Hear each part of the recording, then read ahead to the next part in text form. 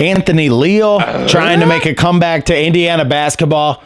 And this episode, we're going to talk about the coaching staff that DeVries has put together, how geographically this is strategically a great thing. East of the Mississippi, Indiana's got all of its bases covered. And what do people think about Leal coming back to the team? We're going to get into all that and more on this episode of Indiana Sports Connection. Let's get into it. Hit it.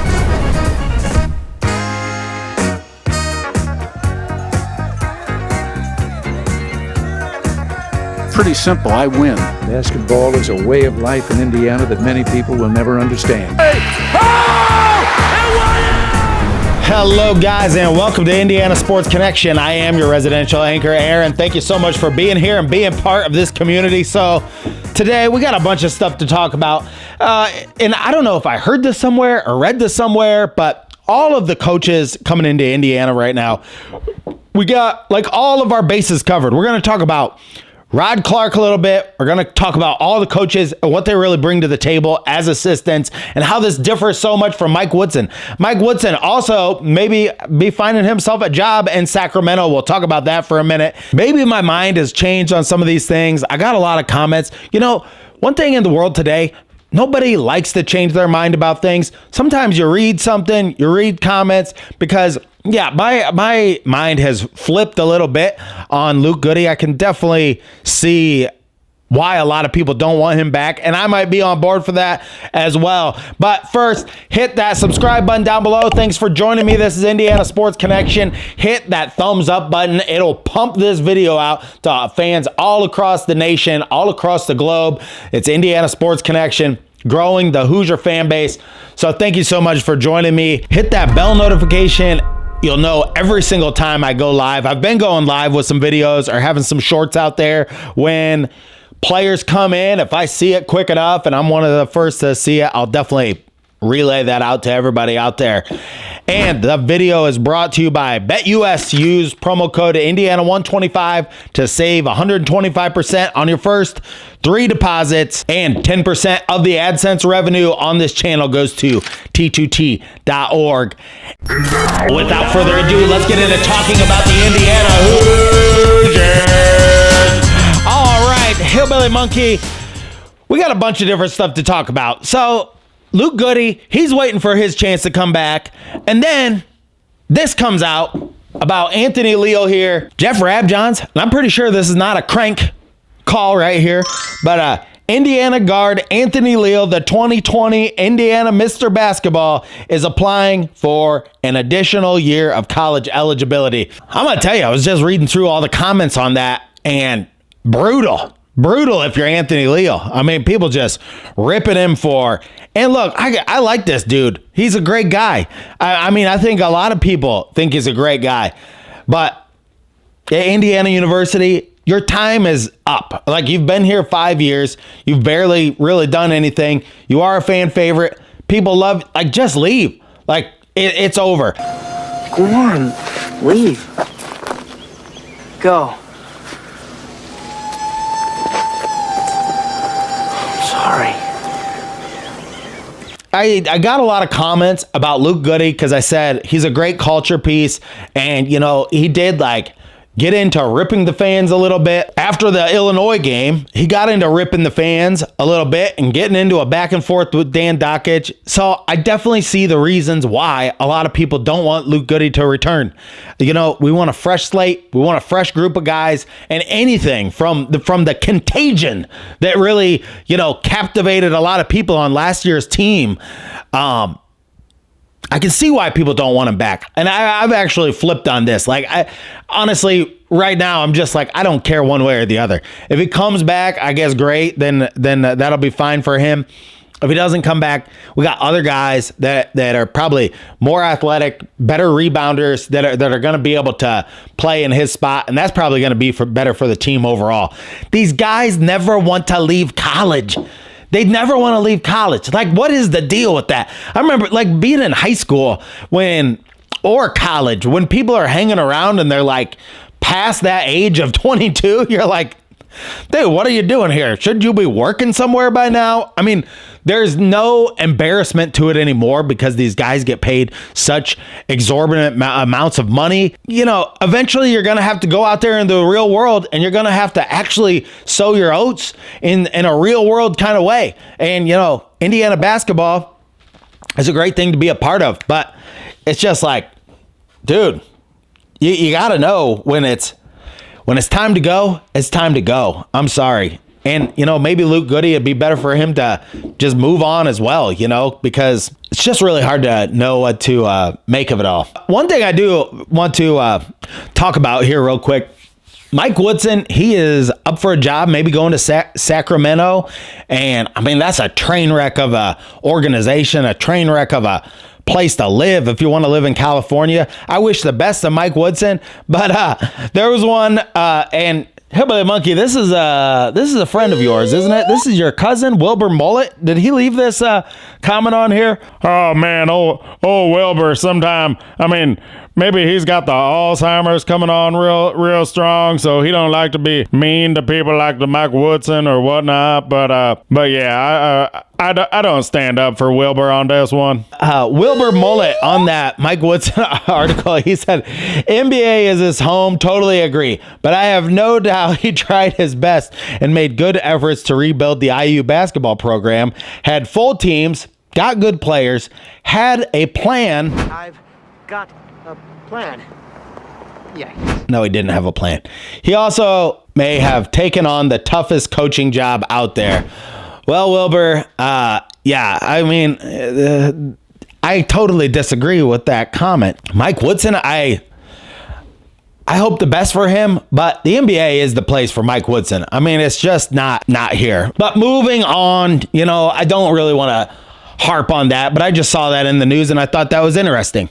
I thought a guy who's getting paid $1 million a year for the next 8 years, boy, you move out to California and they got that mansion tax. Like the average house in California now costs over $1 million, and they have a special tax. If your house costs more than $1 million, I believe you get taxed like in a totally different tax bracket. So, I mean, people are just fleeing that place. It's just a train wreck out there. But something else that I saw that was hilarious on Twitter was Boiler Muse. Pull this up, Hillbilly Monkey, because Boiler Muse put this on X, and I just thought like, please no, Purdue fans. Please no. Are you trying to stick it to us? Are you trying to stick it to yourself? Because even these schools don't think that you belong in this group. The only blue bloods in college basketball, Kentucky, Duke, Kansas. For some reason, he put Purdue over North Carolina and UCLA. Yikes. Come on, Purdue fans. You got to do better than that. You got to win at least one national championship for somebody to think that you're a blue blood. I just thought that was hilarious on X. So I wanted to relay that on to everybody out there. But let's get into talking about Rod Clark and the coaches that Indiana has brought in here just for a minute, because I think the strategy, Darren DeVries has a real strategy, unlike Mike Woodson, which Hillbilly Monkey, I had a transition set up there and I totally whiffed on it. So, because we're going to talking about Mike Woodson again now. But you're always on my mind. You're always on my mind. The strategy of Darren DeVries bringing in, so Rod Clark, who used to coach in Clarksville, and I'm pretty sure he took the last train to get there. And Brian, I saw you in the comments. Brian, you left that comment. I totally stole that joke from you. That's a joke from Brian there. Rod Clark, who has a lot of Southern ties, brings in. He really clears up a lot in the South. Kenny Johnson has tons of ties to the DC area. And then we got Drew Adams, who will be instrumental in bringing in the Hoosier faithful, the people from Indiana. His dad, you know, and we've talked about this before, his dad, you know, ran or still runs Mike Adams, head of the Indiana Elite. Nick Norton, who is a Bloomington, Illinois native, has a lot of Midwest ties and also played at UAB in the South. And then we got Darren DeVries, who is the big time closer, the big time genuine guy who's like tying this all together. I'm trying to just make the point, like our coaching staff, and I never paid attention to coaching staffs that much. Like Archie Miller, I didn't put a ton of stock in his coaching staff, but after Mike Woodson kind of like he just came in, had the same coaches as Archie Miller, and then actually promoted, and I can't even think of his name now, Brian Walsh, promoted Brian Walsh to a position after he had never really sat under anybody somewhere. I mean, it was a huge mistake. And so for this last tenured coaching, the last 8 years, we've had like the same assistant coaches and just kind of switched out the top one. I mean, so Rod Clark, one thing about Rod Clark, just think about Darren DeVries. He's bringing in a guy who's been instrumental not only in bringing in recruits, but helping recruits develop. I mean, Dalton Connect. This dude has made big time acquisitions in the college game. And not only he's seen those acquisitions really flourish into great players. But yeah, Clark at 32 years old, he was under Rick Barnes at Tennessee for the past 4 years. They were 109 and 36, and Clark was the primary recruiter on Chaz Lanier, Toby Awaka, BJ Edwards, JP Estreza, Kennedy Chandler, and Amari Evans, and played a role in the development of Shaq Harrison, Tyrese Maxey, and Drew Timme. That's big time. I mean, those are guys that had great college basketball careers. But then you look at the other coaches they brought in, Adams, Johnson, Norton, all four of the assistant coaches that Darren DeVries has brought in were at high major programs during the offseason. There's something like a point of view that, where Mike Woodson, drove Thad Matta out of the building, drove Dane Fife out of the building, didn't want to listen, didn't want to hear any of what. Like Darren DeVries is a guy who is surrounding himself with people that are going to challenge him and they're going to challenge each other. And I think he's bringing in players that are doing the same thing. Like at many levels of what Darren DeVries is doing, I just love to see what he's doing. I mean, it's strategy. It's strategy. If you're going to work in business, you're going to work in anything, having a strategy, going over that strategy and making sure like you're always like trying to stay at the top of your game. Because look, when you're a head coach, you have huge blind spots. Anybody who's run any type of big time company or studied, CEOs of companies, the smart CEOs they realize that they have big time blind spots. I mean, we've seen it happen with the largest corporations get so comfortable, even like Ford and GM. What about Kmart? What about Blockbuster? A lot of these companies, I mean, even like Steve Ballmer laughed at the invention of the iPhone when it first came out. $500 fully subsidized with a plan? I said, that is the most expensive phone in the world, and it doesn't appeal to business customers because it doesn't have a keyboard, which makes it not a very good email machine. They were brilliant in putting together, Microsoft, Windows 95, all that type of stuff. But time moves on. By the time 2006 rolled around, the iPhone was taken over. They thought, it's never going to work because it doesn't have a working keyboard. That's what the people at Microsoft were just laughing them. But, on many levels of organization, having and going over your strategy and bringing in people that are going to challenge what you think is a leader is a good thing. And it's always good to look at what you're doing, the process of what you're doing, how you're doing it, and to improve that process year over year over year so you don't get complacent with yourself. And I got all this stuff on my mind. I'm reading a book right now about high-level management and why high-level management fails and stuff like that. So it's just stuff on my mind right now. And I can see that Darren DeVries is really trying to round out this, the assistant coaches and everything like that. So we got guys that we can cover all of our bases. DC is a place, that's where Victor Oladipo came from. That is a hotbed of place where that area and New Jersey right up and down that coast, you got to have ties there. You want to have ties in the Atlanta area and down in the South. That's going to be a top recruiting spot. And then the Midwest, we know that basketball is big time in the Midwest, and we got 3 guys in DeVries, Adams, and Norton that really know the Midwest. So we're able to tackle this from all sides. And as time goes on, we'll see how DeVries and assistant coaches and everything like that, how they develop, or how guys will come and go and things like that. So far, what Darren DeVries is doing with the coaching staff, and he's doing the same thing with the players, bringing in a lot of well-rounded players that are going to play, that really buy into. And I've heard so many of these players in the interviews saying what a genuine guy he is and everything like that. That's so key. Genuine. Be yourself. You can't be anybody else but yourself. You know, I mean, that's one thing that when I started doing YouTube, that everybody said, just be yourself. Well, that is not always the easiest thing to do sometimes. You turn on a camera, you think about what somebody else did on TV. You know, it took me a while of making these videos, and I really just challenged myself to make a video every day for a while until I got better at it. That helps. I mean, that helps. And anything you're doing, you just have to have like a process, stick to it, and then like you do.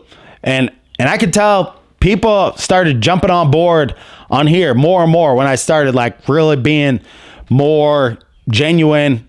That's really all it is. That's all YouTube is. There's a lot going on.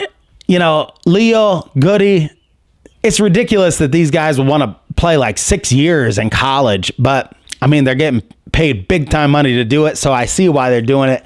I just feel bad for them in the comment section when everybody is just ripping you apart. Hillbilly Monkey, what do you think about all this stuff? Carved from the sands of the Wabash River and formed into a monkey land that's sold at Home Goods. It's the Hillbilly Monkey Perspective on Indiana Sports Connection. Well, I mean, he's spot on. And compared to Mike Woodson, and I hate to really bash the old-timer Mike Woodson, but compared to him, I mean, yeah, this dude, he wants to bring in great coaches. He knows he's got to surround himself with people that know more than him. That's how you really develop into anything. Like, who are you going to learn from if you fire everybody that you think doesn't agree with you? Then you're just going to be blowing smoke up your own ass, which, by the way, that's the way that they used to cure people in doctors' offices back in the 1800s. They blew smoke up your ass and told you that you were cured. That's where that saying came from. But the way that he's doing it, how he's doing it, and the way that, you know, he's bringing in players like that as well, it's great to see. It's a breath of fresh air, and every day of spring gets longer, and it makes us see a brighter day for Indiana basketball, and I think we're all drinking the Kool-Aid right now. That is right. We are all drinking the Kool-Aid right now, but I know if it was a real rambling episode today, but, you know, I just had some stuff on my mind about the coaches, and I think this dude is really, and, you know, time will tell. I know people are going to say in the comments, like, I want to see it on the court. I want to see it on the court too. But from all accounts of what we're seeing so far, dude's getting it done. He's getting it done down there, Hillbilly Monkey. So I love to see it. I don't know when they're going to announce all the assistant coaches and what their actual roles and titles are, but that's got to be coming soon, and there will be some more players coming out this week. Thank you for joining me on this special Sunday episode of Indiana Sports Connection. And until next time, stay classy out there, Hoosier fans.